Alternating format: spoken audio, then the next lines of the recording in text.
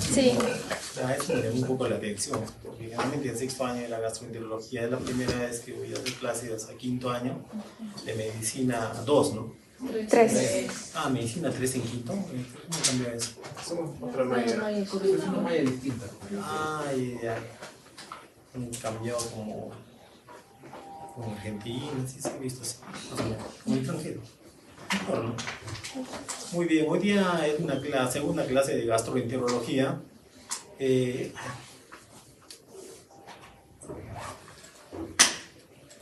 Como ustedes ya han leído, voy a hacer tres clases en una.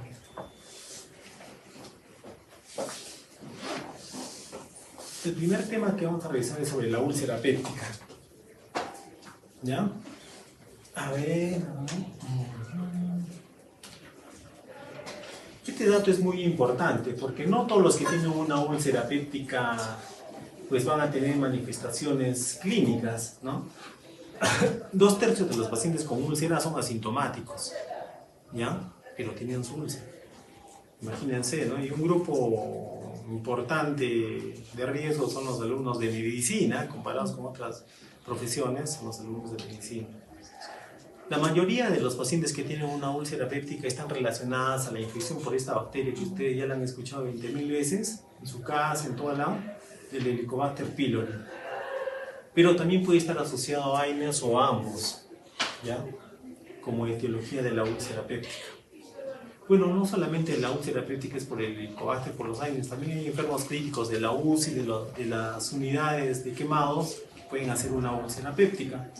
O los relacionados al síndrome de Zollinger-Ellison, ¿no? Que son tumores productores de gastrina, ¿no? Muy bien, aquí en general las principales y comunes causas de una úlcera péptica es el Helicobacter, los antiinflamatorios y algunos tipos de medicaciones.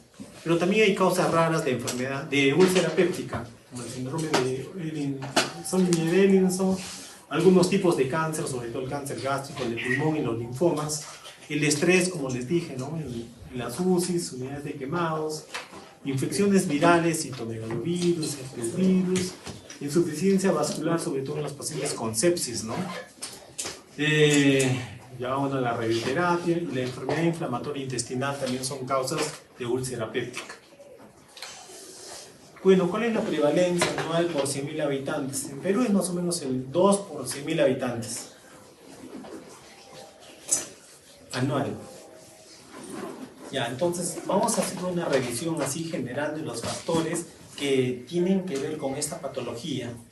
Aquí vemos en un estado saludable, donde usualmente nosotros pues producimos ácidos, enzimas pépticas, ¿no? Y que podrían dañar la mucosa, el epitelio gástrico o intestinal, pero no ocurre eso porque tenemos aquí un moco que está cargado con bicarbonato, ¿no? Y ese bicarbonato es como un buffer que hace que pues, no haya daño tanto por el ácido gástrico como por la pepsina, por ejemplo. Tenemos factores defensivos, que es el mismo moco, que es el bicarbonato que tiene el moco, el flujo sanguíneo adecuado del epitelio de la mucosa, el sistema de transportes de membrana que hay en esta mucosa y como la capacidad regenerativa de estas células. No nos olvidemos las prostaglandinas, que son las que ayudan a que haya un buen flujo sanguíneo a nivel epitelial. Y los AINES, que es donde hace que produzcamos menos prostaglandinas y va a haber daño. La injuria, bueno, el helicobacter, los antiinflamatorios, la aspirina, el tabaco, el alcohol, la hiperproducción de ácido, el reflujo biliar duodemogástrico, el retraso en el vaciamiento gástrico pueden causar una injuria. Miren cómo el moco se va afectando y las células epiteliales pues no son regeneradas en su debido tiempo, ¿no? Y esto al final causa pues isquemia, ¿no? Y al final, después de la producción de una erosión, pues se genera lo que es la úlcera péptica, donde hay daño del epitelio. Esta puede llegar a planos más profundos, ¿no? La submucosa, la muscular propiamente dicha, y toda la respuesta inflamatoria que se da. Y eso es una úlcera, ¿ya? Los AINES, ¿qué es lo que hacen? ¿Cómo generan esta úlcera, no? Recordemos que en un estado normal, hasta esta capa de moco tiene una monocapa de fosfolípido, imagínense, que es muy parecida a esta bicapa de fosfolípidos que están en las superficies del epitelio, y esos son nuestros sistemas protectores, ¿no? Y las mitocondrias a nivel del epitelio las observamos que están de una morfología adecuada. Pero ¿qué pasa con los efectos tópicos del AINE ahí en el estómago, directos, ¿no? Pues van a disrumpir la monocapa del moco, miren. Y no solo eso, también la bicapa de fosfolípidos del epitelio también van a alterarla. Y también la mitocondria es afectada, ¿no? Donde hay menos producción de energía, de ATP, aumento de glucosis, esta muerte celular puede ocurrir a nivel de este epitelio. Y ven estos espacios intercelulares, que son más amplios, y esto pues no es bueno. Cuando los espacios intercelulares se aperturan, va a haber más inflamación. Muy bien. Ahora vemos acá el efecto del Helicobacter pylori, que los conocen. ¿Han hecho alguno de ustedes endoscopía? ¿Tuviste el Helicobacter? Bueno, este Helicobacter es también capaz de causar una úlcera péptica por la inflamación que genera, ¿no? El Helicobacter, aparte de ser un factor, una anoxa en el epitelio, si está acompañado del uso de antiinflamatorios, pues va a generar mayor inflamación y el resultado final puede ser una úlcera. Y también a nivel del intestino puede ocurrir algo parecido con otras bacterias y con la presencia de bilis en el duodeno, causando inflamación y el resultado final, la úlcera péptica. Acá vemos esta bacteria, el Helicobacter, que cómo hace daño también en la mucosa, ¿no? Tiene unos factores de virulencia esta bacteria, como las alecinas, adherirse al epitelio y causar daño directo, ¿no? Si hacemos una revisión general de esto, este Helicobacter aumenta la producción del ácido gástrico. ¿Sí ven, no? Sí. Genera una reacción inflamatoria importante, y el Helicobacter sumado a la pepsina, pues hay una respuesta inflamatoria a nivel de la superficie. ¿Qué células produce la pepsina?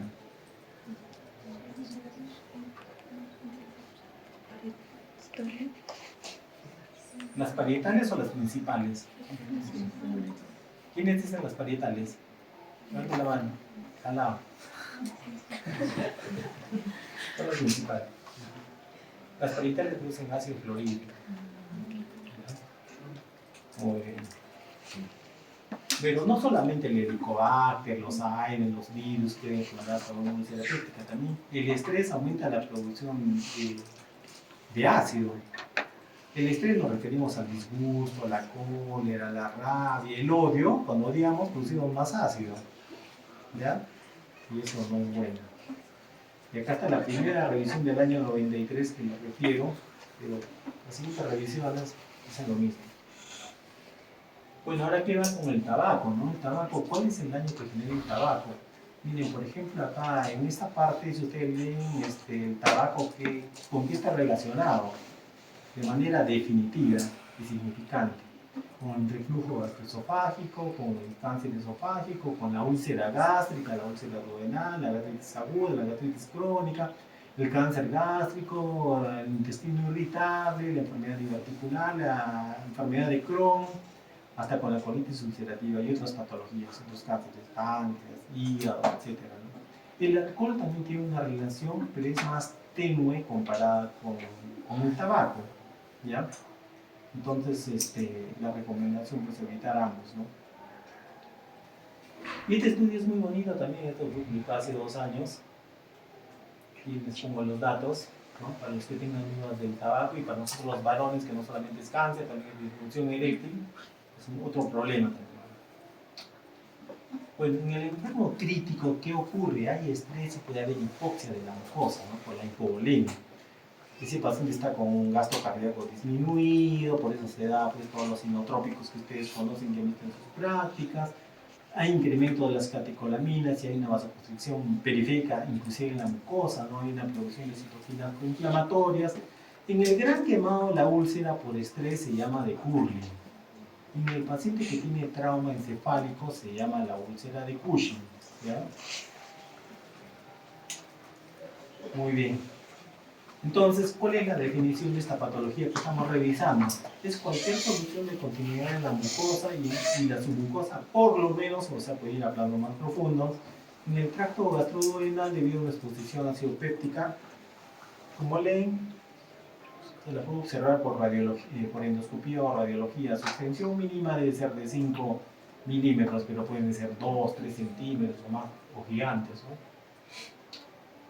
Bueno, vamos a hacer una revisión juntos de la fisiopatología del estómago. Por ejemplo, acá la importancia de la generación de la úlcera es la producción de ácido de esta célula, ¿no? Lo que hemos visto en las células parietales, ¿no? A través de su bomba de protones que puede generar hidrogeniones, ¿no? El ácido clorhídrico. ¿Pero de qué depende esto?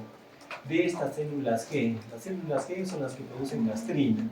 Y la gastrina puede estimular directamente a las células parietales para producir ácido o de manera indirecta también estimulando a las células heterochromafin-like. Ellas producen histamina y a través de los receptores de histamina de la célula parietal se produce más ácido, ¿no?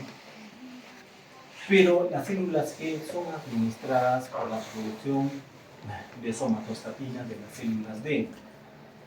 Siempre hay preguntas en los exámenes, ¿no? Las células que producen gastrina, ¿no? ¿Qué células producen somatostatina? Y le ponen las células A, la D, la D, la S. Uno ve la S a somatostatina, ¿no? Y caen. Es la D a la somatostatina. Y también está en el duodeno, ¿no? Muy bien. Entonces, esto es cómo se produce ese ácido en esa pequeña revisión de la fisiopatología. En cuanto a la epidemiología, de 5 a 8% casos por año. Casos, perdón, en la población. Es decir, si ustedes son 300, creo. Sean 300. Bien, 3 por 5 son 15. Más o menos 15 de ustedes van a hacer una úlcera péptica en algún momento de sus vidas. Ya. No les va a pasar nada, porque ya han escuchado atentamente esta clase. Bueno, la diferencia entre sexo, varón, mujer es casi igual, no hay mayor diferencia, ¿ya? Tal vez una comparación entre la gástrica y la duodenal. La gástrica está más relacionada a AINES y la duodenal al helicobacter pylori. Pero no es que la duodenal sea por el helicobacter y la gástrica sea por los AINES. En ambas actúan AINES y helicobacter, ¿no? La duodenal es un poquito más frecuente que la gástrica, ¿no? Y es en edades inferiores comparadas con la gástrica, ¿no? Y es frecuente encontrar las úlceras in kissing en la duodenal, o sea, una frente a otra. Por ejemplo, acá un pequeño caso clínico que está en una revisión de un libro. Este es el caso de un varón de 23 años que desde hace 2 días presenta melenas. ¿Saben qué son las melenas, verdad? Son las heces oscuras, negruzcas, alquitranadas, brillantes, malolientes. 5 características. ¿Ya? Estaba tomando AINES porque es era deportista, tenía un problema en la rodilla derecha. Durante 7 días tomó el naproxeno. Ingresa con una hemoglobina de 10, felizmente estaba hemodinámicamente estable. Se le hace la endoscopía, pues se le encuentra una úlcera, acá como estamos hablando, una úlcera gigante en el bulbo duodenal. En los atlas dicen D1, D1 es el bulbo duodenal, D2 ya es la segunda porción del duodeno. Entonces, felizmente ya no había sangrado. Es una úlcera de base limpia, que vamos a revisar en los foros. Tenemos una úlcera en un adulto mayor, ¿no? Que también estaban dando AINES, ¿no? Esta es la visión directa del endoscopio cuando ingresamos, ¿no? Hacia la curvatura menor, ¿ven? Pero cuando hacemos una J con el endoscopio podemos observar la úlcera ya desde la incisura un poco más hacia arriba, ¿ya? Este paciente, por la localización en la curvatura menor, o sea, tuvo un sangrado importante, por eso presentó además hematemesis, aparte de las melenas. Siempre las úlceras de la curvatura menor son las que más sangran, no se olviden, ¿ya? Al igual que la úlcera duodenal de la pared posterior. Entonces, ¿cómo es la fisiopatología de la primera úlcera que hemos visto, ¿no? La duodenal. está relacionada con la infección por el Helicobacter pylori, ¿no? El Helicobacter pylori, en esta zona, que está un poco engrosada en la imagen, es donde generalmente anida el Helicobacter, en el antro. Y al anidar acá, lo que va a hacer el Helicobacter pylori es aumentar la producción de gastrina y disminuir la producción de somatostatina. ¿Y esto qué hace? Que las células parentales produzcan más ácido, y en defensa el duodeno genera metaplasia gástrica. Es decir, las células se transforman fenotípicamente a células muy parecidas del epitelio gástrico para defenderse. Y es ahí donde se infecta por el Helicobacter pylori, causa ya inflamación y daño, y el resultado final es la úlcera duodenal. Qué sencillo este esquema, ¿no? Bien. Ahora, ¿qué pasa con el estómago, ¿no? De las úlceras gástricas gástricas, ¿no? Como el segundo caso del adulto mayor, ¿no? Generalmente el Helicobacter pylori, pues, como les dije, anida en el antro, ¿no? En el antro, pues, este dato, este cuadro es importante, porque aumenta la producción de gastrina de las células G, las cuales estimulan directamente a las células parietales por producir más ácido, pero también indirectamente a las células enterocromafin-like, que a través de la producción de estas de histamina, estimulan la producción de las células parietales. Estos son los receptores de gastrinas en CCK2, ¿no? En las células parietales. Esta es la bacteria que está relacionada en más del 80% de los casos de la enfermedad úlcera péptica, y probablemente el 50% de nosotros la tiene actualmente, ¿ya? Y esta bacteria también provoca daño directo en el epitelio del estómago, generando inflamación y después la úlcera péptica directamente. Pero muchos de ustedes se preguntan, ¿no? Que los inhibidores de la bomba de protones, los omeprazoles, son ultra peligrosos, pueden generar un cáncer gástrico, etcétera, etcétera, ¿no? Entonces, miren, vamos a razonar un poco, ¿no? ¿Qué tal si a una persona que no se le echa endoscopía le estamos dando omeprazoles, pero ya tiene un cáncer al estómago? A ver, ¿a quién le gusta la biología molecular? ¿A quién les apasiona?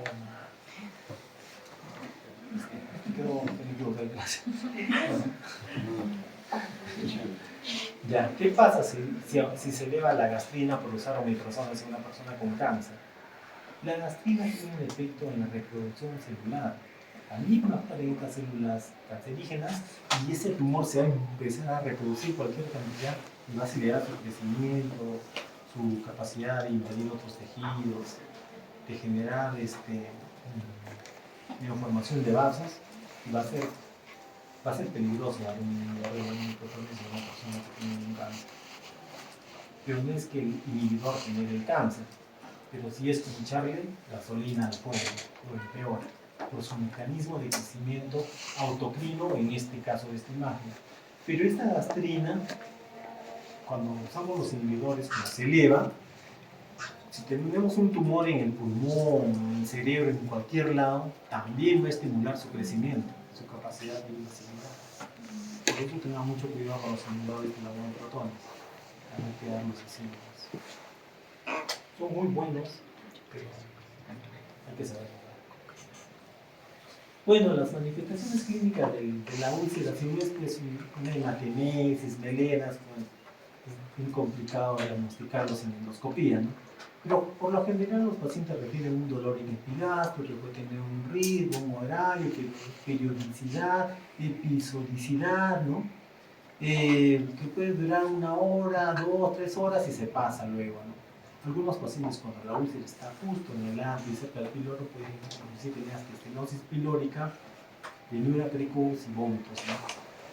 Felizmente, máximo el 20% de todos los casos de úlcera péptica se complican con hemorragia, perforación.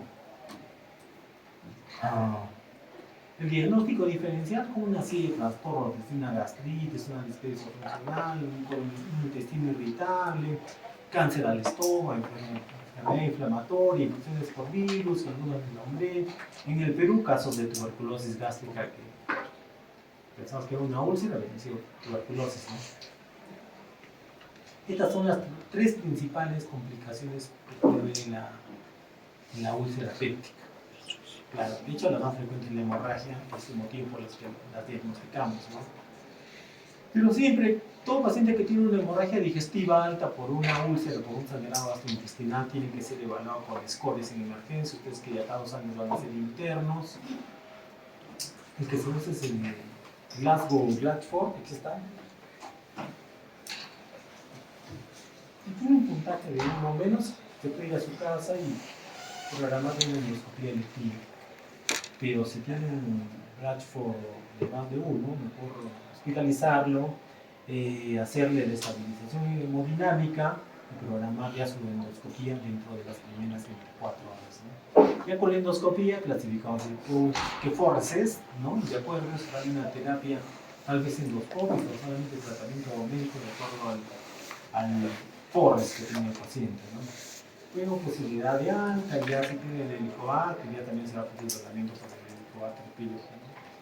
Esta es la evaluación de Glasgow-Blatchford a todo paciente que ustedes van a ver cuando estén en emergencia, ¿no? Pero ya cuando estén en emergencia, ustedes como internos tienen que ver, ¿no? Ya este paciente se va a hospitalizar, entonces previo a la endoscopía siempre la estabilización hemodinámica, tal vez hasta resucitación cuando vienen con 3, 4 de bilirrubina. No, preguntarle siempre su religión, ¿no? Hay un grupo de religión que busca recibir ¿cuál? Los testigos de Jehová.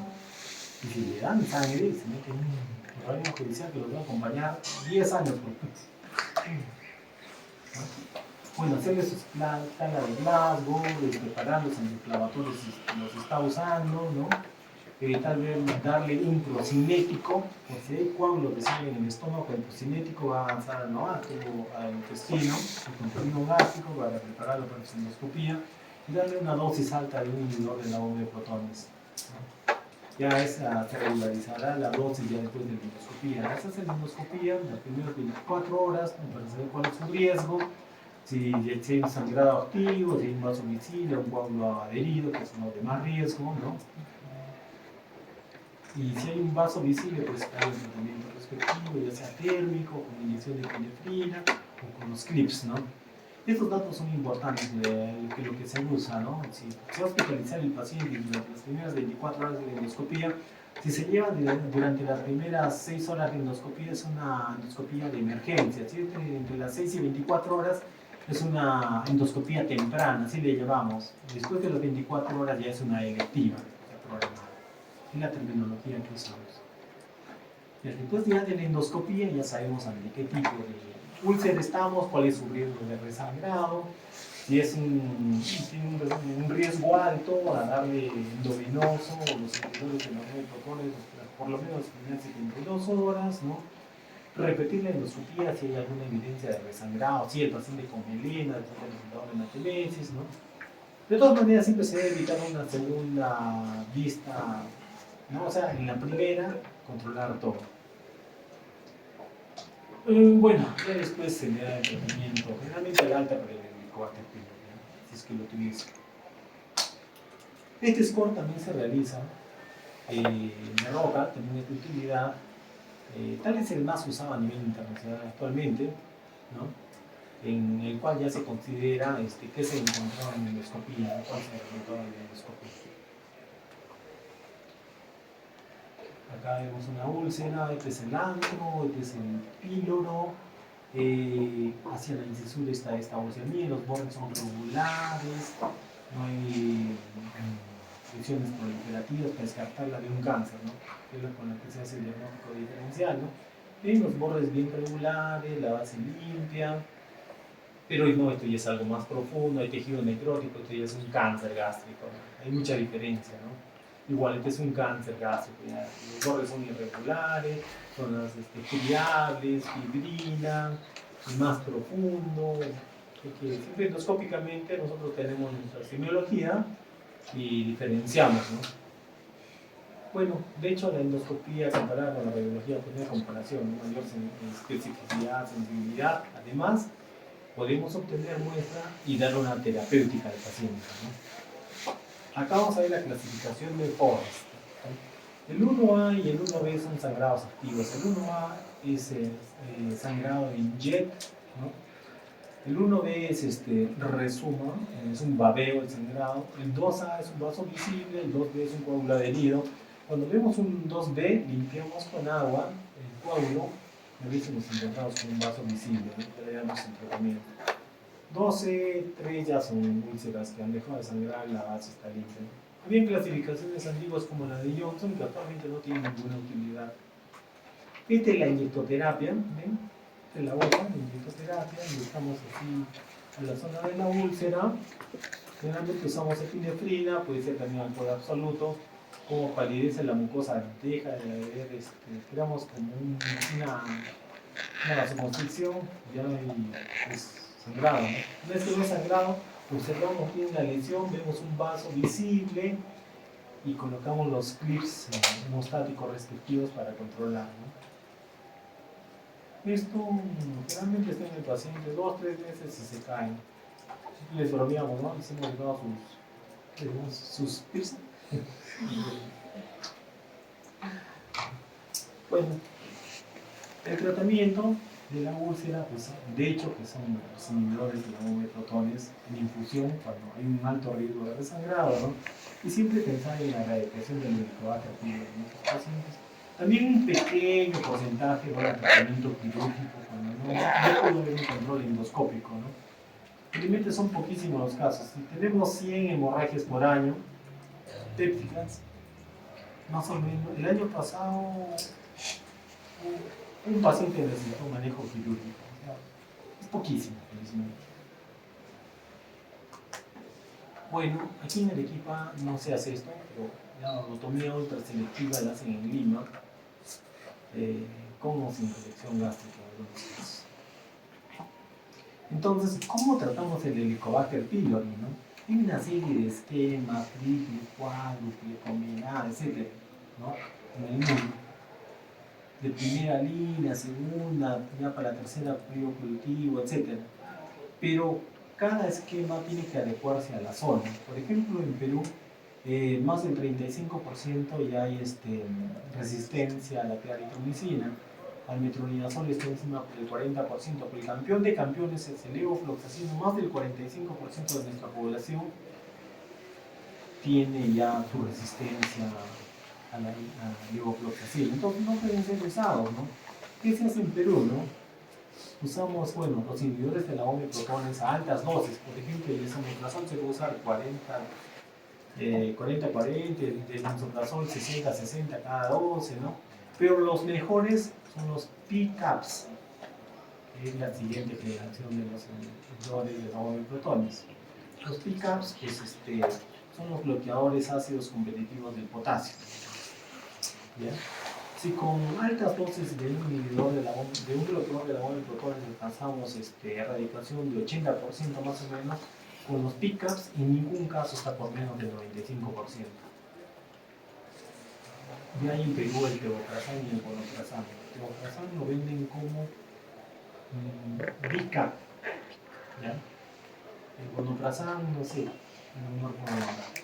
Bueno, acompañando ese bloqueador o ese PCAPs es la amoxicilina en Perú.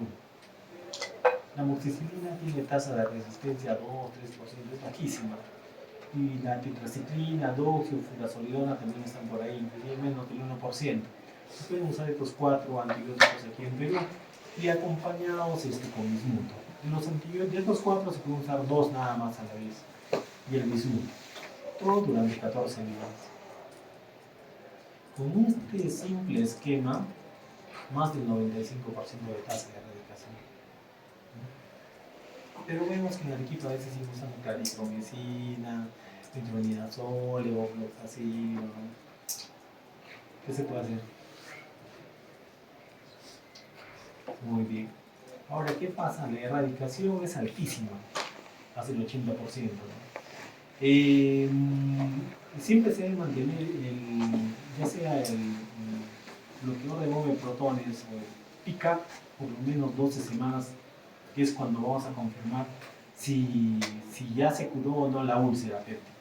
A las 12 semanas se hace una nueva endoscopia a todo paciente, porque hay más o menos un 3% de los pacientes que endoscópicamente nos pareció una úlcera péptica, pero al final era un cáncer gástrico. ¿no? Pero las 12 semanas ya objetivamos eso.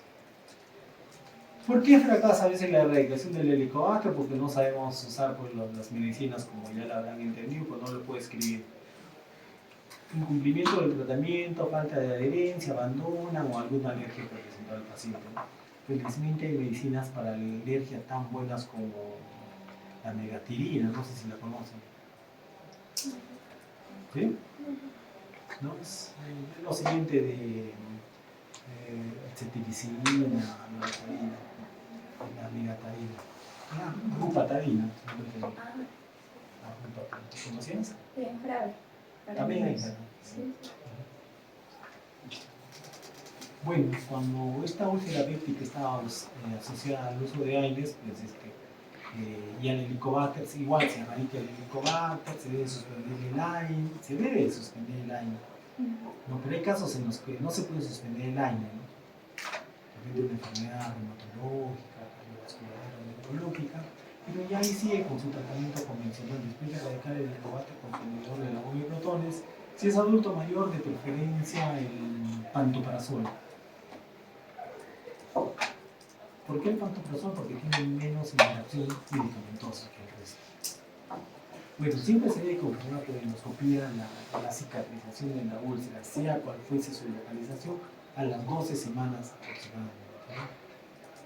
Bueno, también hay úlceras que no están asociadas ni al Helicobacter pylori ni al AINE, pero son las menos, ¿no? 5% de las duodenales y 15% de las gástricas, ¿no? De descartar solo el Edison y otras patologías, enfermedad intestinal, tal vez hasta tuberculosis, ¿no? ¿Cuándo se describe que estamos ante una úlcera refractaria? Cuando a las 12 semanas la duodenal no se ha curado, o a las 12 semanas la gástrica no se ha curado, puede ser por falta de cumplimiento del tratamiento, el paciente consume alcohol, sigue fumando, ¿no? Bueno, las complicaciones, vamos a hacer un repaso rápido, nos vamos quedando sin tiempo. Es hasta las 4 la clase, ¿no? ¿Ya? Complicaciones de hemorragia, que la conocen ustedes, ¿no? Su incidencia es de 86 casos por 100.000 habitantes. La presentación clínica es hematomesis y o melenas, ¿no? El tratamiento, como les dije, médico, endoscópico, a veces quirúrgico. La perforación si es una emergencia quirúrgica. Ahí no se debe hacer endoscopía, ¿ya? En la perforación, pues es siempre esta complicación y el manejo es quirúrgico. La mortalidad depende del tiempo, del momento quirúrgico, igual que en muchas otras patologías como la apendicitis, ¿no?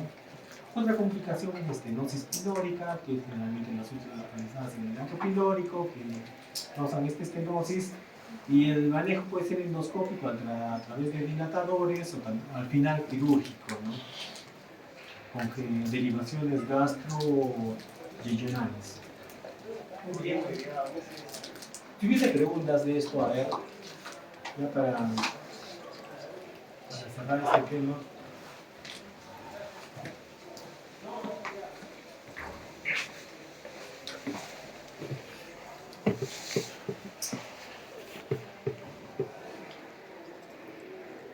Bueno, la segunda clase es sobre la gastritis, sobre todo su relación que tiene con el cáncer al estómago, ¿ya? Bueno, acá, ¿conocen este sitio?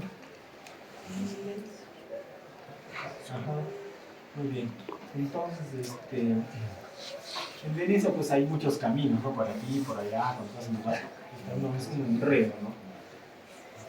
Podría ser así el camino de la gastritis hacia el cáncer, pero no es muy simple, como van a ver.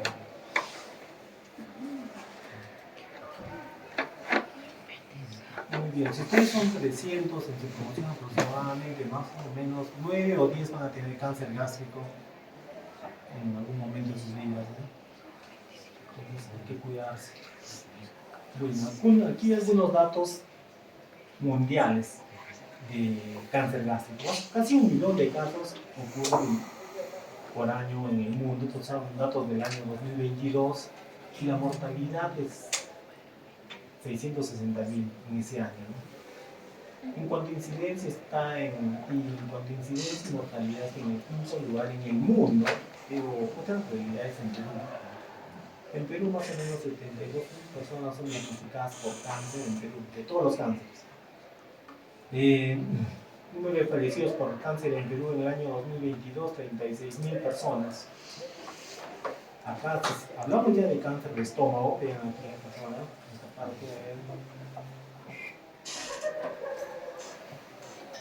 Vamos a separar en cuanto a incidencia en varones y mujeres, ¿no? En varones es la segunda causa de incidencia y en mujeres la tercera causa. Pero en incidencia, contando ambos, está en tercer lugar en Perú, el cáncer gástrico. Pero si vamos a la mortalidad, es la primera causa de muerte en Perú por cáncer. Es terrible este dato, ¿ya? Por eso de ahí la importancia. Veamos. Acá están los datos de Perú. Miren, vamos a ver a nivel global, hombres y mujeres. Hombres y mujeres de la frecuencia del cáncer del estómago en tercer lugar, ¿no? Más o menos 6.380 casos hubieron en el año 2022. 6.380 casos. Ahora veamos la mortalidad por cáncer. En cuanto a incidencia, en tercer lugar. En cuanto a muerte, en primer lugar por cáncer de estómago, 4.767. La segunda causa de muerte en Perú por cáncer es el cuello uterino, 2.545, casi la mitad.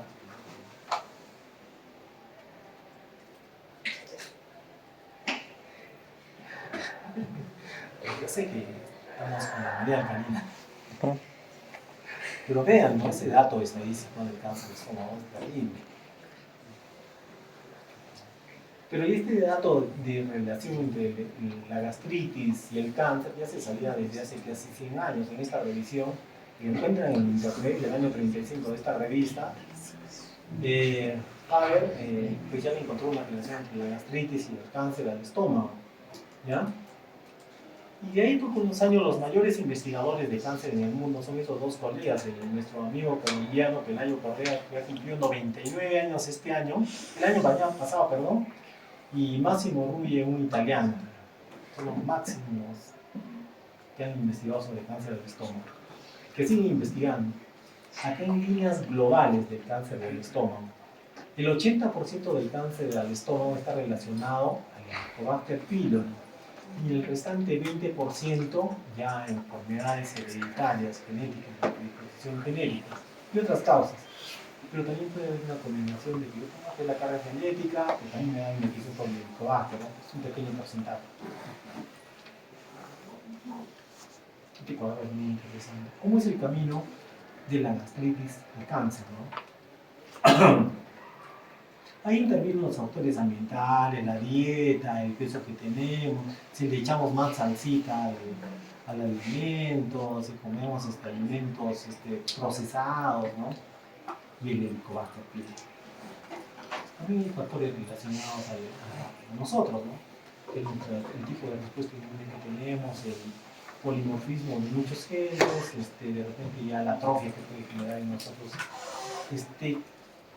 esta cascada al cáncer.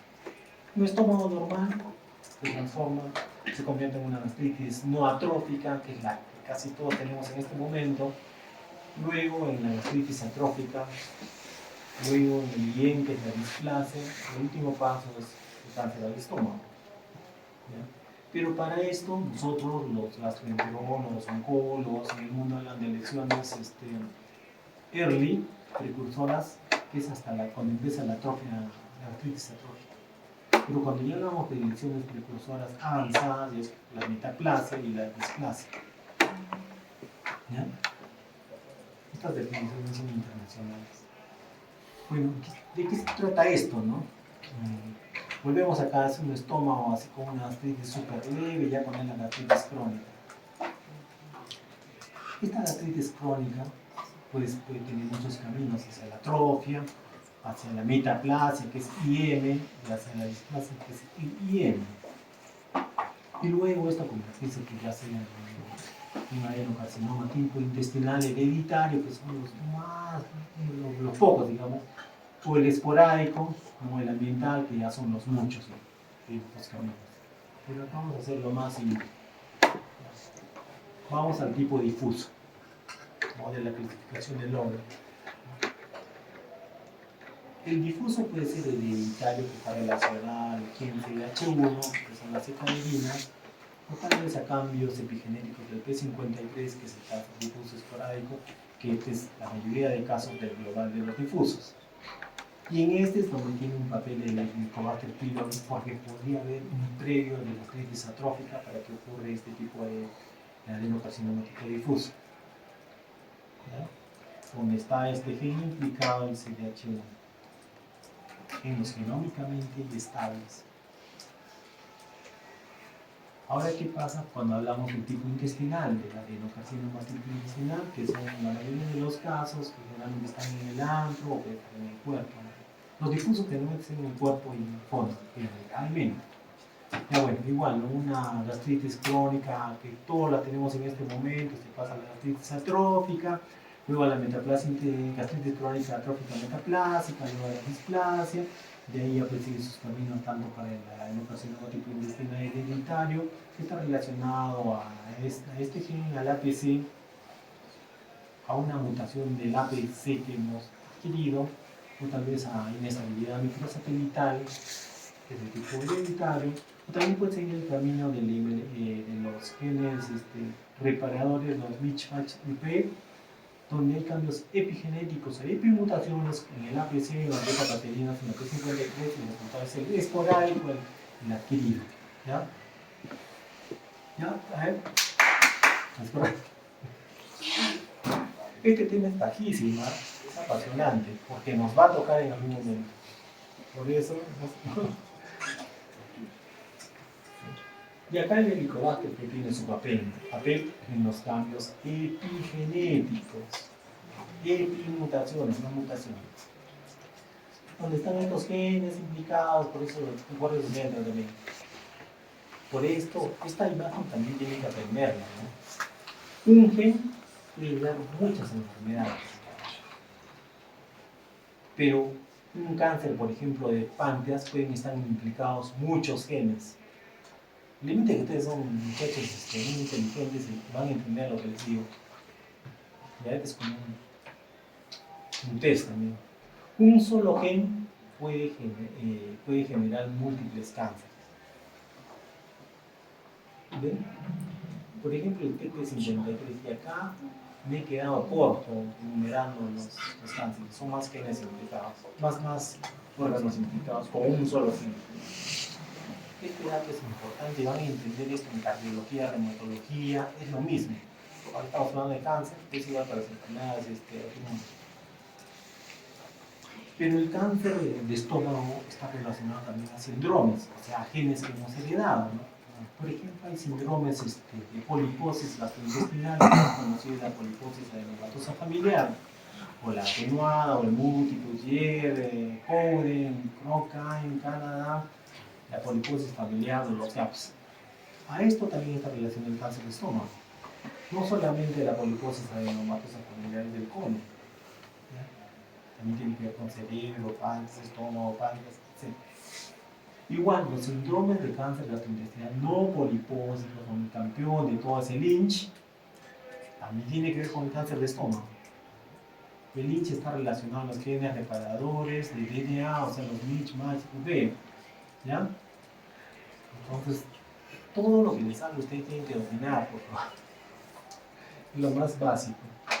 Entonces, como el camino al cáncer es la atrofia tiene que ser detectada en algún momento en nosotros. Todos tenemos gastritis crónica, pero la atrofia es ya cuando ya pues, hay metaplasia, displasia.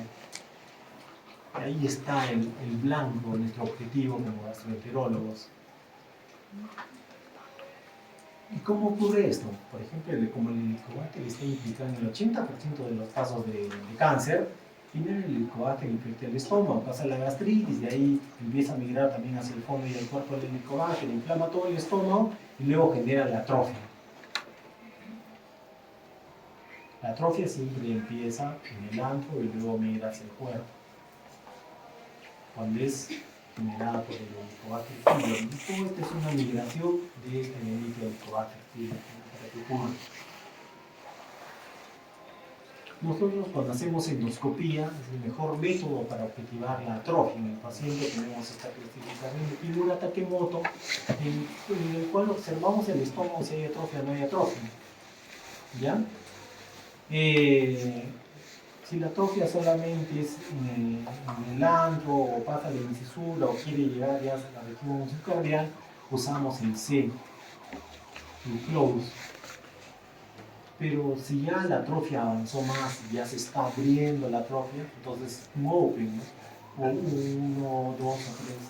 Cuando encontramos C3 es el punto de quiebre. A partir de aquí para adelante, ese paciente probablemente va a tener un cáncer al estómago. Y necesitamos un entrenamiento para objetivar eso, la endoscopía. Esta es la visión lateral para que entiendan, ¿no? C1 empieza en el antro, ya lo soy a fondo y cuerpo. Siempre tenemos que estarnos actualizando. Por ejemplo, esta es una revisión del profesor Máximo Ruye, que les nombré, ¿no? Que actualmente sigue publicando en Doctor. Bueno, entonces este es el Kimura Takemoto para la visión endoscópica de la atrofia. Pero esta relación es importante. El pepsinógeno 1 sobre el pepsinógeno 2, que lo normal es que sea más de 3, como estamos observando aquí. O sea, aparte que observamos endoscópicamente, podemos pedir exámenes en laboratorio y esta relación nos va a avisar más o menos paralelamente hacia qué nivel está la atrofia del estómago. Pero todo eso hay que integrar, combinar. También se puede pedir la gastrina 17. Si está muy elevada, pues probablemente el paciente tiene ya atrofia, ¿no? Pero todo eso hay que combinar. Entonces, las lesiones early son importantes de detectar en todo paciente. Nuevamente les hablo de la atrofia. La atrofia no es el objetivo en la gastritis, al contrario. La atrofia es el campo adecuado para que crezca el cáncer. Es igual que para estas serpientes que estoy viendo, pues se necesita un terreno árido para que estén más felices. No he visto nada, no sé si nada. Bueno, estas son las glándulas normales del estómago, ¿ya? Ven el número y el tamaño. Cuando hay una disminución en el tamaño de las glándulas, ya es una atrofia. Si aparte ese epitelio es reemplazado por otros tipos de epitelios, como el intestinal, por ejemplo, ya hablamos de una atrofia metaplásica. ¿Ya? Con esta figurita estamos fácil. Si la glándula disminuye de tamaño, también disminuye en número, hablamos de atrofia, no metaplasia. Solamente es atrofia, gastritis es atrofia. Pero si ya el tejido es reemplazado, digamos acá en este caso, por una metaplasia pseudopilórica o una metaplasia intestinal, ya es una metaplasia, una atrofia metaplasia. Como están viendo acá, metaplasia. Entonces, son muchos los caminos para determinar esto. Y hay un score que es muy usado a nivel internacional, que es parte de la clase, que es el OLGA, para ver qué grado de atrofia tenemos. ¿Ya?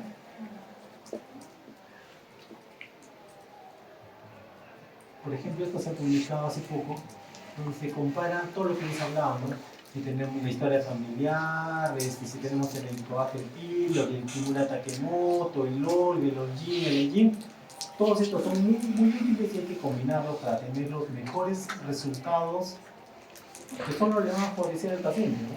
El bien del paciente, ¿no? Acá viene el OLGA, fue publicado en 2008, nuevamente por Pelayo Correa, el colombiano, y Máximo Ruye, por eso sus patas son máximas, ¿no? También hay otras personas más jóvenes como Elomar y Michael Peine, un alemán, y este estadounidense Graham, a quien le gusta gastroenterología, pueden revisar eso, ¿no? Entonces, para hacer un OLGA, el gastroenterólogo tiene que estar muy mojado en el tema. No solamente que mete el tubo, que se hace la endoscopía con una biopsia, que hacía el azar, no.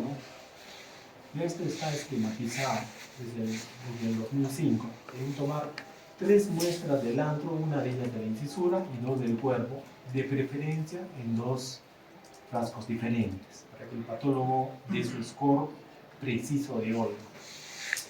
Este Olga nos va a dar un score del 0 al 4, pero nuestro objetivo es encontrar los que tienen 3 o 4, porque ellos van a hacer cáncer al estómago, es que no se mueren de otra cosa antes, ¿no? Un accidente, etc. Siempre que uno sea una endoscopía, o un familiar, la abuelita, el tío, le hagan endoscopía, que el gastroenterólogo le da ese score, o el patólogo, ¿ya? Porque si no, ¿cuánto hizo la endoscopía? ¿No hay que gastritis? No, ¿no? Entonces, este es nuestro objetivo, el estadio 3 y 4 del Olga, que puede ser el Olgin, que también es muy parecido, o el Igin, que también es muy parecido. Entonces, mientras más alto el estadio, más cerca estaremos al cáncer. Este 3 y 4, no sé. Por eso la importancia de esta clase de Olga. Todo paciente siempre le ha preguntado al gastroenterólogo, y doctor, ¿tengo riesgo al cáncer o no? Ya tenemos una respuesta objetiva al respecto. Por eso la gastroenterología es bajísima, porque es súper objetiva. No hay que imaginarse vías, nada, súper objetiva. Miren los datos que nos dio Olga. A mayor score, se correlaciona ajustado su relación con el Covator pylori, pero también nos da estos datos. Si tenemos una úlcera duodenal, lo más probable es que sea un Olga de nivel 0 o 1. Pero por el contrario, si es una úlcera gástrica, esta sí se asocia con altos estadios de riesgo del Olga. Entonces, todo paciente según el Olga que se haya encontrado se le hace una vigilancia. Los que tienen un Olga 0 o un Olga 1, de repente a los 5 o 10 años se les va a hacer una endoscopía, ¿no? Pero los que tienen un Olga 2, a los 3 años, 4 años se hace la endoscopía. Pero Olga 3 y 4 es antes de los 24 meses. Si tiene displasia puede ser antes de los 6 meses, si tiene metaplasia puede ser después de los 6 meses. Siempre con este protocolo, ¿ya? De Sydney se llama el protocolo, Sydney, la toma de biopsia. 3 del antro y 2 del cuerpo. Cuando hacemos endoscopía, felizmente están en el nivel 3 o 4, solo el 3% de los pacientes que hacemos endoscopía. La gran mayoría 78. Por ejemplo, si ustedes tuviesen una edad de 25 años en promedio, sé que tienen menos, el 78% van a tener solo gastritis crónica. A mayor edad, el riesgo va a ser mayor en el score del Olga. A partir de los 60 años es el punto de quiebre. ¿Ya? Y empieza a elevarse. Miren, de 1000 personas en estadio 0-1, ninguna va a ser cáncer. 0 al 2, ninguna va a ser cáncer al estómago. Cuando ya están en estadio 3, por año van a ser 36 por 1000 personas por año. Estadio 4, 63 por 1000 por año. Ahí está el motivo del Olga. Siempre hay reuniones, ¿no?, de los gastroenterólogos y patólogos en el mundo para ir renovando siempre tus conocimientos. Esta fue la última de Kioto, que no se vuelve a hacer más. Con todas sus recomendaciones, como que debemos siempre hacer el Olga en todos nuestros pacientes. Es desde el año 22 que la publicación salió este año, el año pasado salió. Durante casi 2 años nos hemos reunido. Como observan ahí, ese soy yo. Este viejito, representando a Sudamérica con un brasileño, Dr. Souza. ¿Aquí alguien más vino? Ah, sí, esto fue en Venecia. Siempre se escoge una ciudad para reunirnos. Así que sean las No. En cualquier especialidad. Pues. Y también hay otras reuniones como en Maastricht, que ocurrió en Florencia, ¿no? Pues, también con todas las recomendaciones para pues, la gastritis, ¿no? Y siempre este viaje de gastritis, no solamente interviene el gastroenterólogo, en otros países también en especialidad, solo de endoscopista, ¿no? El endoscopista y el patólogo. Los tres es como los tres tenores, ¿no? De hace 15 años que sacaron su producción, que fue lo máximo. Igual, tenemos que sacar entre los tres, o en Perú entre los dos con el patólogo, la mejor melodía. Bien del paciente, ¿no? Tengo algunas publicaciones sobre esta de la gastritis que hemos realizado en la revista europea de gastroenterología. Esa que hicimos con el doctor Máximo Ruye. Esta publicación en 2019. También otra publicación, nada más acá se colocaron mi nombre, WJ ahorita, en la revista de Licobacter del 2019. Ya. Vamos a con un pequeño repaso, ahí nos queda media hora, de las condiciones precancerosas hacia el cáncer. Acá hay un dato importante: todo riñón de alguna operación previa del estómago es suficiente como para tener un riesgo para generar cáncer en el estómago. Por ejemplo, la manga gástrica. Y ahí cuando les hacen la manga gástrica, ahí en consentimiento dice una parte, ¿no? Usted al realizarse eso aumentará su riesgo al cáncer gástrico en 3-5 veces. Ahí he leído, sí. Hay que tener cuidado del riñón. De cualquier operación puede ser una estenosis gástrica. Y peor si la persona tiene una infección por el Epstein-Barr. El Epstein-Barr es un virus donde hay cicatrices, peor, aumenta el riesgo, ¿no? Esto les quería mostrar para salir de este gástrico que estamos.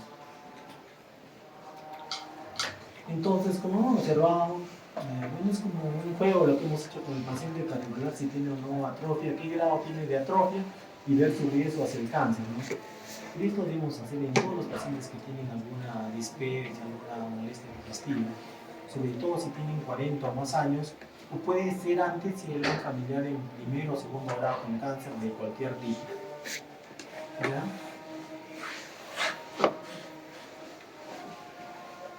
Acá algunas personas que tuvieron cáncer gástrico, pues sí los conocen, ¿no? Algún Ramón, algún papa, Juan 23, Napoleón Bonaparte, que toda su familia falleció de cáncer gástrico, desde sus abuelos que se sabe, su padre, él, ¿no? Tenía el gen CDH1 en su familia heredado. Pero muy aparte de su cáncer al estómago, que fue envenenado, pero de a poquitos. Sí, vivió muchos años en una isla, no recuerdo qué isla, Santa Elena, ¿qué no? Pero este cáncer, esta patología, hablando del cáncer, su sintomatología es, cualquiera de nosotros la puede tener. Un ligero ardor, náuseas, vómitos, distensión, eructos. Podría ser un cáncer.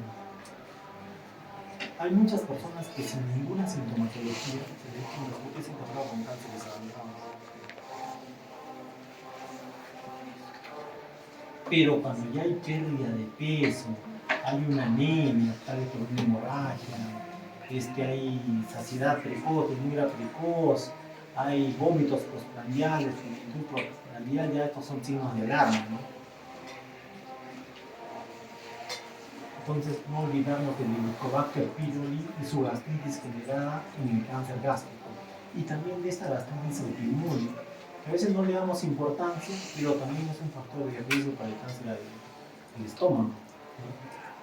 Felizmente las gastritis autoinmunes ya están detectadas actualmente aquí en Arequipa, muchos gastros detectamos y mandamos al Banco Mundial cada caso para los estudios de genotipos, ¿no? Donde en esta gastritis autoinmune pues, los niveles de vitamina B2 están disminuidos, ¿no? Hay producción de anticuerpos con el factor intrínseco, de células paletales, ¿no? Acá les presento nuestro armamento que usamos los gastroenterólogos, ¿no? Sin esto no seríamos nada, sin los endoscopios. Y todo esto al final en beneficio del paciente, ¿no?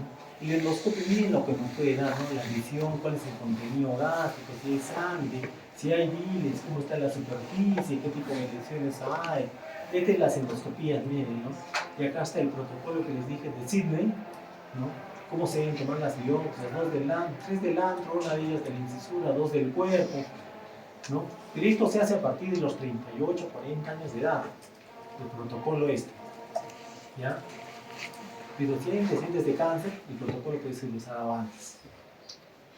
Miren el Helicobacter cómo con sus radiocinas se adhiere al epitelio, genera inflamación, y no solamente genera inflamación el Helicobacter, sino que administra nuestra respuesta inmune a través de los linfocitos Treg.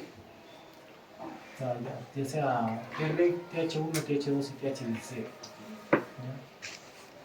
Acá lo más clásico, la gastritis difusa antral, que casi todos tenemos, la atrófica, que es la autoinmune, y la metaplásica ambiental que todo el estómago abarca, ¿no?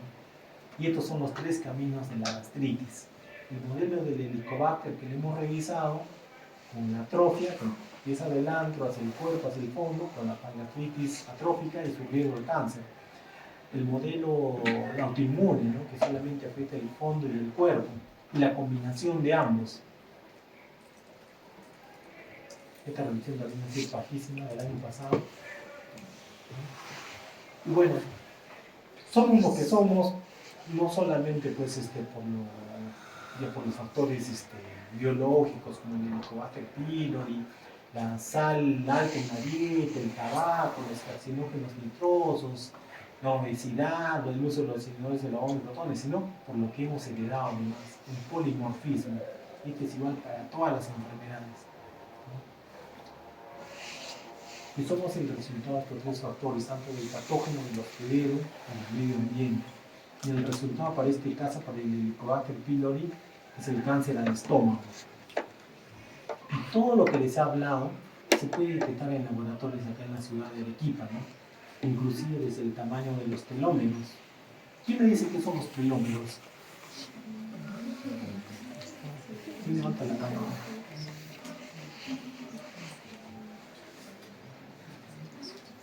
Los telómeros son digamos, el ADN no replicable que está en los extremos de los cromosomas, ¿no? Que con los años se va acortando. Y ese es el envejecimiento. En unos más lento, en otros más rápido. Por eso hay personas de la misma edad que no parecen, ¿no? Unos se arrugan rápido, otros no son pelados, no, canosos, etc. Entonces, todos somos diferentes. Esos son los telómeros. Pero los telómeros son necesarios que se vayan acortando. ¿En qué patología los telómeros no se acortan? Se mantienen del mismo tamaño en la reproducción celular. En el cáncer. Pues el cáncer avanza, se reproduce y al final nos mata, que no hacemos nada. Ahora, ¿qué ha pasado en revisiones donde dice tome su vitamina D para que no se acorte su telómero, ¿no? Si tenemos un cáncer por ahí. Por eso hay que tener mucho cuidado con eso. La vitamina D es muy buena, pero a ciertos niveles, 30, 40, máximo 50. Pasa de 50 la vitamina D, les puede dar muchos eventos oncológicos. Todo tiene que estar en un rango, para arriba y para abajo. La vitamina C igual, ¿no? Hay muchas personas, sobre todo las mujeres, que se colocan vitamina C endovenoso, 6, 7 gramos, etc. Pero cuando la vitamina C pasa de 1 gramo diario, endovenoso, 6 gramos se coloca, aumenta el riesgo de una serie de patologías. Al final, esto ha habido mucha difusión de su uso para que haya más enfermos, más movimiento de la industria farmacéutica, que es todo un poder, ¿no? Y al final nosotros que somos médicos somos los que salimos ganando, ¿no? Mientras más pacientes, pero está mal eso, ¿no? Así que si sus mamás usan vitamina C, ya saben. Bueno, al final somos lo que somos inclusive desde antes de la concepción nuestra, ¿no? La vida que han llevado nuestros padres, su mamá, todo eso tiene que ver, ¿no? Inclusive ya durante el embarazo, si la mamá de repente usó la pastilla del día siguiente, pero siguió el embarazo, la niñez No sé por qué se ríe. Máximo son 2 chicas, son 2 pastillas al año. Con la tercera aumenta su riesgo a ¿qué? Hay cáncer de mama. Ya, tengan cuidado. Es importante saber que desde la pubertad que hemos llevado, si tomamos mucho, si fumamos, cómo fue. Todo esto tiene que ver para el resultado final que vamos a llevar. Si es que llegamos aquí, ¿no? ¿Y por qué les hablo de esto? Porque los cambios que genera el Helicobacter pylori son cambios epigenéticos, o sea, epimutaciones. ¿Y cuáles son esos cambios epigenéticos que genera el Helicobacter pylori? Son modificación de las histonas, que es digamos como el esqueleto del ADN, donde se apoya el ADN, o la metilación del ADN, la hipo o la hipermetilación, ¿no? O cambios en los microRNAs, ¿no? Eso es lo que genera el Helicobacter pylori, pero también genera eso el exceso de sal, el alcohol, los alimentos procesados como los ahumados, embutidos, las salsas, ketchup, mayonesa, gaseosas, todo eso. Y todo eso lo podemos determinar genéticamente en laboratorios. Inclusive creo que la Católica ha sacado un laboratorio, el doctor, ¿cómo se llama este doctor? El biólogo, el biomolecular. No. ¿Cómo se llama? Les enseño a ustedes biología molecular. Carnero. ¿Cómo? Pues él ha solicitado a la universidad que se hagan estos exámenes que estamos hablando con la universidad también. A través de Primes, que él ha conseguido, Primes son interclusos de ADN, buscar lo contrario, ¿no? Como PCR. El doctor, el biólogo, un gordito, obesito. Se puede examinar. Y este Helicobacter pylori siempre me pega, recuerdo cuando ingresé a la residencia el año 95, y el año 94 hubo esta publicación, y el jefe ahí de Honorio Delgado me dijo, ¿sabes qué? Tú me traes estos días esta publicación, como sea, no había internet, porque ya salió algo importante, me dicen, ¿no? El doctor Jorge del Carpio, un político, no sé si lo conocen, el doctor Loco Perea, dice. Entonces la conseguimos la publicación, y la publicación decía esto, ¿no? Que la infección por el Helicobacter ya está determinado que es un carcinógeno y todavía del tipo 1, o sea, no había duda, ¿no? Y revisamos el postulado de Koch, ¿no? Que era cómo demostrar que un agente sí tiene relación con un resultado. Y este Helicobacter pues partió acá, de África, hace más de 60.000 años. Se fue a Europa, Oceanía, y a través de este estrecho se fue a América, hace 20.000 años más o menos. Pero hay varios tipos de Helicobacter, por si acaso, ¿no?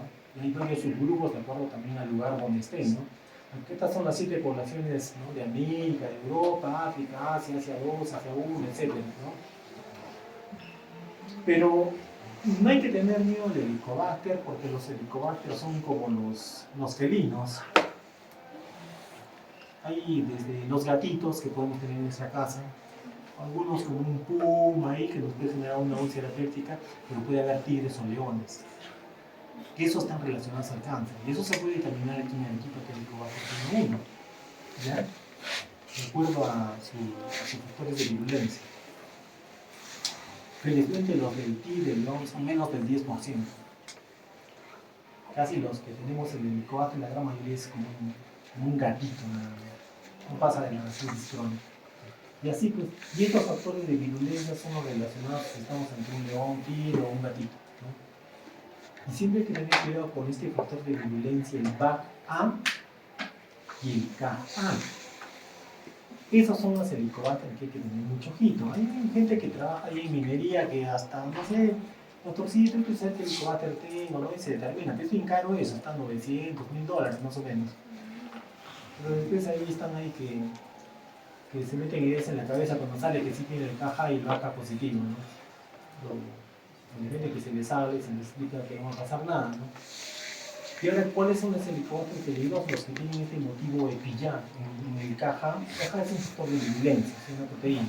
Si tienen el EpiYa ABC no pasa nada, pero si tienen el EpiYa ABCCC, por lo menos 3C, para este lugar de Latinoamérica, Estados Unidos, son los relacionados al cáncer. Los que tienen motivos cepilla A, B, C, C, C, 3C. En el Asia son los que tienen los motivos cepilla A, B, D, D, D, D, 3Ds por lo menos, que están relacionados al cáncer del estómago. Todo esto se puede terminar. Bajísima la gastroenterología, ¿no? Pero es caro. Pero lo podemos hacer eso en estudios para publicarlos. Hacemos endoscopías y ya mediante laboratorios internacionales o el NSI de Estados Unidos se hace. Entonces, el caja pues tiene su motivo cepilla. Todo esto tiene que intervenir en una serie de daños, ¿no? Del P53, del RUNX3, del CDX1, todo lo que hacen estos factores de virulencia. Pero los factores de virulencia de pilla no solamente es el Helicobacter pylori, sino también otras bacterias también relacionadas al cáncer tienen sus motivos de pilla. Y también el factor de virulencia de vaporización, que vaporizan las células, las vuelven atróficas y pues el riesgo es el cáncer gástrico, ¿no? Y los VACA tienen una secuencia en algunos segmentos, en algunas regiones de su gen.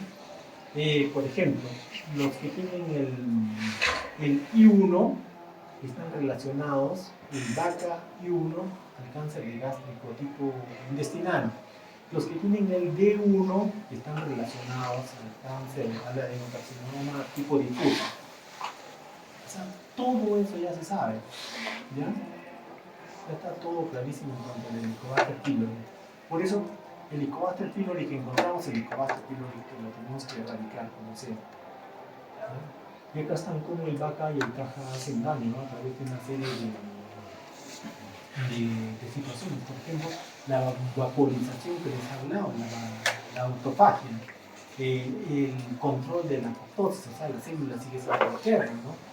Y modificación de una serie de vías de transducción.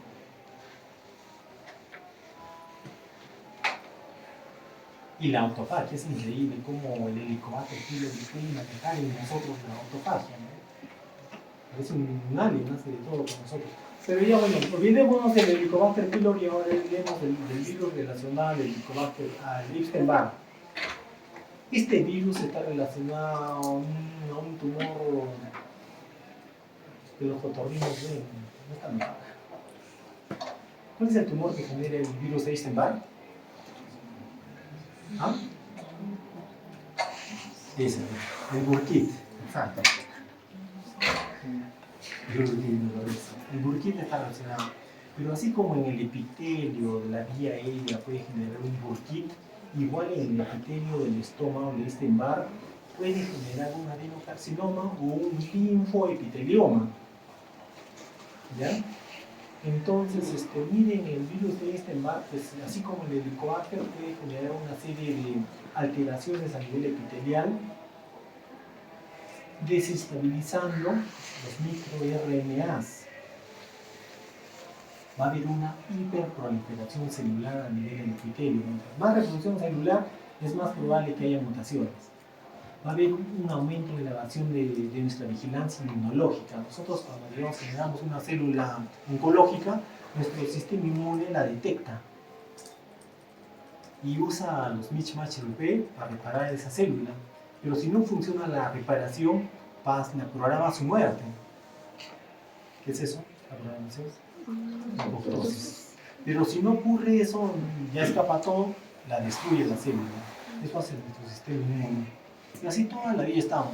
Son casi, por minuto, son creo que como 18.000 mutaciones que tenemos nosotros. Y no falla ninguna.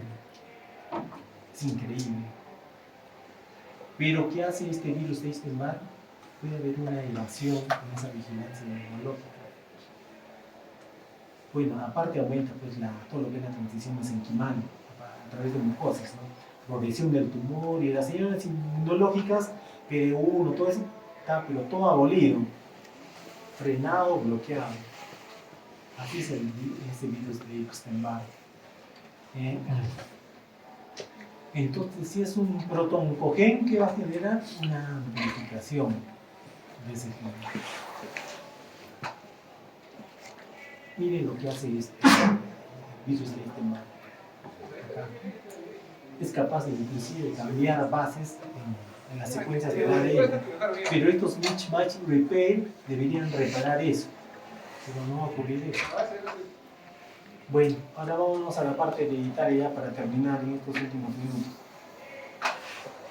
Este es el gen relacionado al cáncer gástrico difuso familiar o hereditario, pero además está sumado el CTLNA1, que es como el BRCA1 y el BRCA2.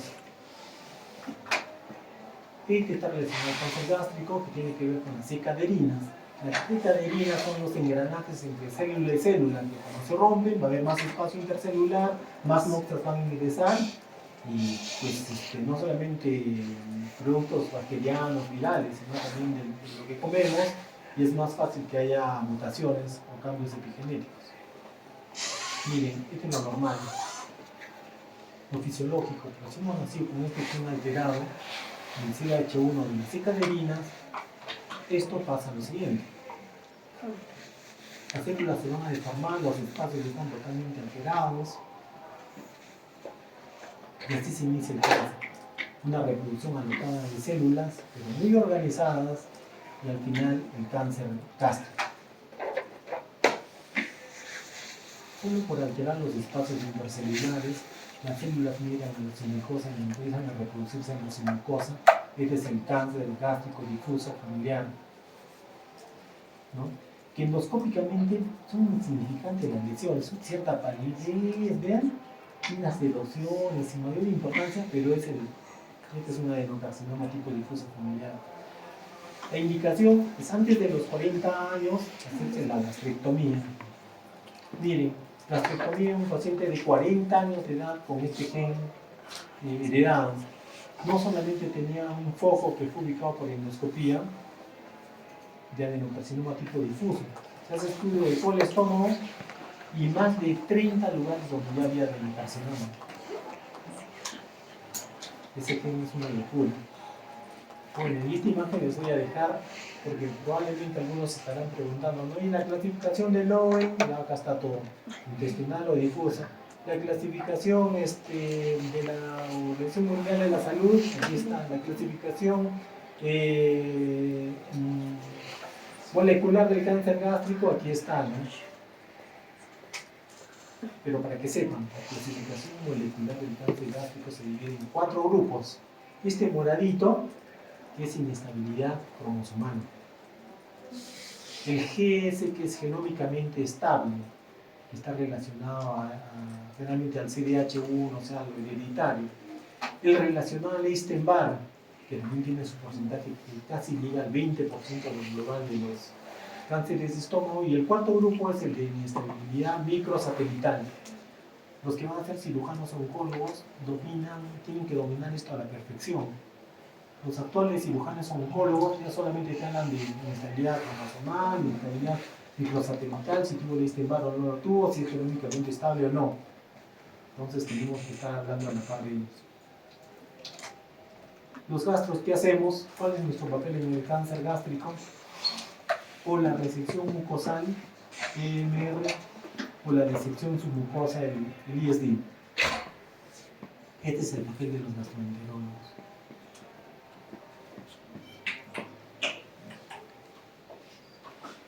Cuando un cáncer es un T0 o T1, cuando intervienen los gastroenterólogos, a los 5 años más del 90% de nuestros pacientes están vivos. Cuando ya es un T2 para adelante que interviene el cirujano oncólogo, a los 5 años más del 85% han fallecido, la inversa.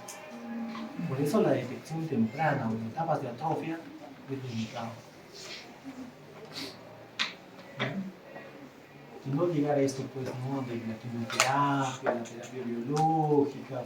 Con la terapia biológica, bueno, van a vivir de 3 a 6 meses más, pero siempre la detección temprana es lo más importante.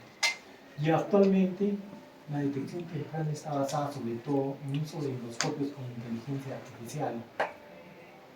Desde hace 2 años más o menos. Entras con el endoscopio y estás viendo ya ahí la lesión, pero no la has buscado, encuentra la inteligencia artificial. Pero han evaluado a los gastros que usan inteligencia artificial después de 3 meses de usarla.